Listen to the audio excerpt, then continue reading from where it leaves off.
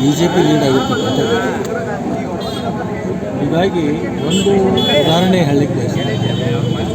2018ರಲ್ಲಿ ನಾನು ಸೋತಿದ್ದೆ. 19ರಲ್ಲಿ ಲೋಕಸಭಾ ಚುನಾವಣೆ ಬಂತು. ಅಲ್ಲಿ BJP 36,000 ಲೀಡ್ ಆಯಿತು. ಇದಕ್ಕೇನು ಉತ್ತರ? ಕೆಲವೊಂದು ಪಾರಂಪರಿಕ ಮತಗಳಿರ್ತವೆ ಕೆಲವೊಂದು ಕ್ಷೇತ್ರ.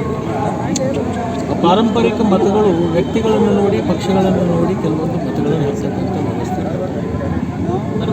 ನನ್ನ ಚುನಾವಣೆಯಲ್ಲಿ 76,000 ಅಂತರದಿಂದ ನಾನು ಗೆಲ್ಲಿಸಿದ್ದು. ಆದರೆ ಈ ಚುನಾವಣೆಯಲ್ಲಿ ಸುಮಾರು 7,000ಕ್ಕಿಂತಲೂ ಕಡಿಮೆ ಕಾಂಗ್ರೆಸ್ಸಿಗೆ ಮತ ಬಂದಿರ್ತದೆ. ಅದಕ್ಕೆ ಕಾರಣ ಅಂತಂದರೆ ಕೆಲವೊಂದು ದೋಷಗಳಿದೆ. ಅದನ್ನು ಪಕ್ಷದ ವೇದಿಕೆಯಲ್ಲಿ ನಾನು ಚರ್ಚೆ ಮಾಡಿದೆ.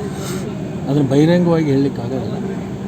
ಚುನಾವಣಾ ನಿರ್ವಹಣೆಯಲ್ಲಿ ಅವರು ಎಡವಿರ್ತಕ್ಕಂಥದ್ದು ಕಾರಣದಿಂದ ಇದು ಆಗಿರ್ತಕ್ಕಂಥದ್ದು.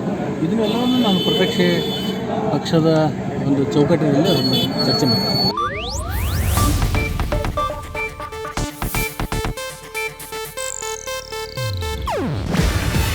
ಇದು ಏಷ್ಯಾನೆಟ್ ನ್ಯೂಸ್ ನೆಟ್ವರ್ಕ್ ಪ್ರಸ್ತುತಿ.